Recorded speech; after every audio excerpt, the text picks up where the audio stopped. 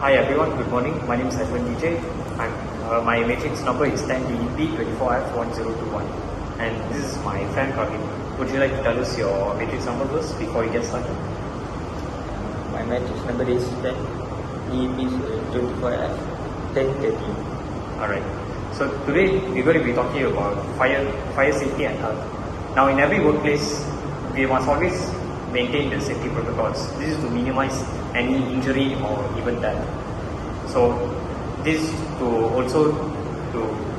prevent more tragedies from happening. So today I'm going to be talking about a few things relating to fire safety and health. So the first thing I'm going to talk about is how to use the fire extinguisher.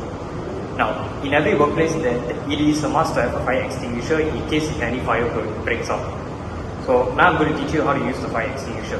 So first of all, when you find a fire extinguisher, you got to remove the pin from the handle first. This is to release a locking mechanism if you want to use the fire extinguisher.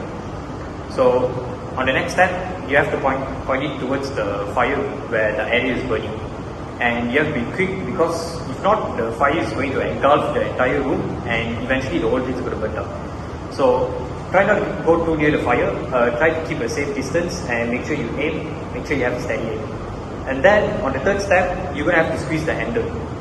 But you have to squeeze it really hard because the handle is very tight. And when the fire extinguisher you're putting it out, make sure you're doing it this motion, this sweeping motion. That way the fire will diminish faster. Okay. Now I'm going to pass the time to my friend Pravveen as he will be talking about the fire protection method. First fire protection method are fire sprinklers. Fire sprinklers are a type of fire protection system designed to automatically extinguish or control fire inside building. They work by detection of heat and releasing water at a certain temperature. And second method are smoke detector. Smoke detector are a critical safety device that can alert occupants to the presence of smoke or fire in a building. And last fire protection method are fire alarms. Fire alarms are compressed system designed to detect fire alert and alert occupant to evacuate or take another safety measures. Alright, thank you so much Pravveen. So now I'm going to go again on this video and talk about escape routes. Now, in every workplaces or buildings, there must always be an escape route in case there's a fire. This is to make sure everyone gets out safely. So what I have here right now, this is the escape route for Matma fiber optic. So as you can see in the pictures here, there is an arrow leading out to the exit. So we must follow these arrows in order to get out of the building safely. And as soon as you're outside the building, there's an assembly point. So we must all gather there before the firefighters come and extinguish the fire. Now I'm going to go on into this video as I'm going to be talking about the first aid box. Alright, so first aid boxes, they are also in every workplace at every section of the building, and they are normally located at the corner of the room, just like a fire extinguisher. Now, the boxes are normally in a square, it's in a metallic box and it's in white in color. So both of us, we are going to go through the items that are normally found inside the first aid box, and we are going to explain each and every item and what are the uses for. First item we are talking about is bandage. Bandage used to stop blood from flowing out of the victim. Also used to make arm slings for fractured arms. And next one is gauze. Gauze are used more like bandage, but also very thin. And also gauze are used to seal any wounds from cut or abrasion. Okay. And other items which are found besides the bandages and gauze, they are also adhesive tape. So this adhesive tape is normally they are used to fasten the gauze which is on your wound. And other than that, there are also tweezers. So let's just assume you have a splinter or you have a bee sting that you have on your arm or just any part of your body. So these tweezers they are normally used to remove those kinds of splinters and bee stings. Okay.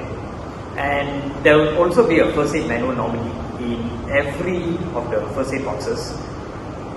So from there, the first aid manual will tell you, they will tell you what are the uses of each and every item inside, and also tell you what is supposed to be inside the first aid box. If anything is missing, normally what we should do is to contact the person in charge who puts the box at that section of the building in the workplace. And lastly, there are also what was also found inside the box is also called a medicine called iodine. Now, iodine, or in Malay they call it ubat kuning. So iodine is normally used for the wounds which you get, but not such big wounds, like just like small cuts or abrasions. So this is to normally disinfect the wound to avoid from infections to spread around the wound area.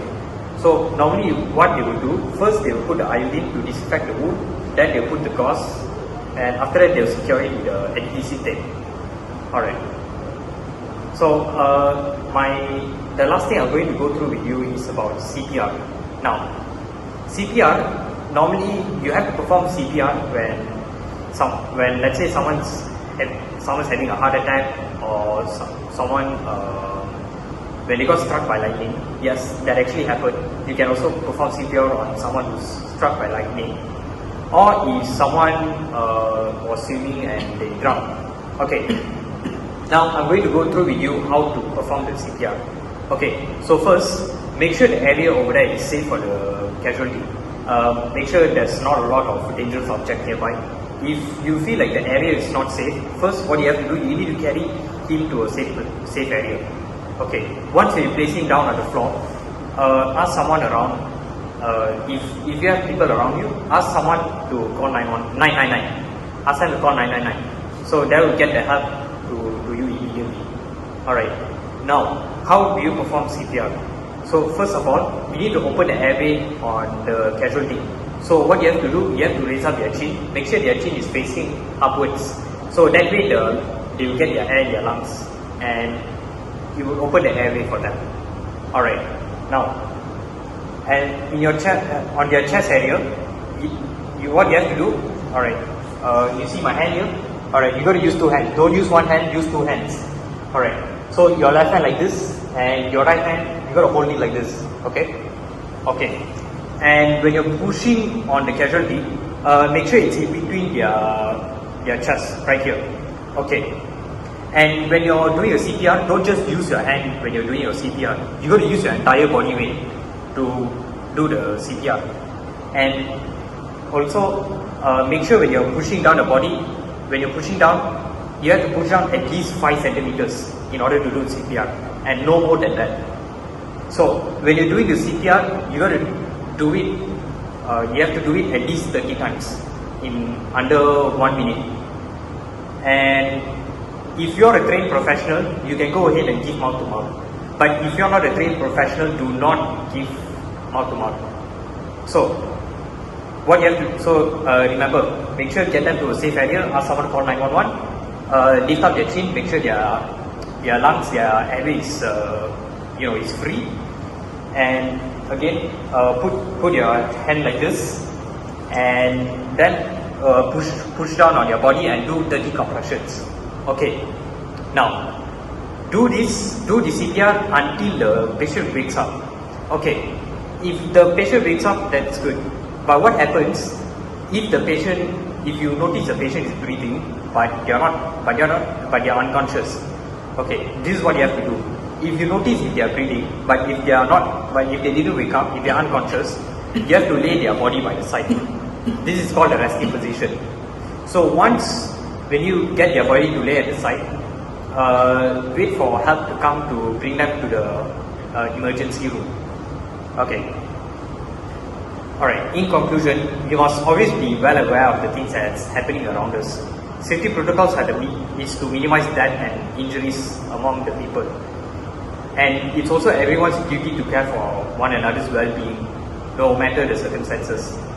Because I believe every life matters, and it is our job to make sure we have to minimize any death or injuries, no matter where we are. That's all from the both of us. Thank you for watching our video.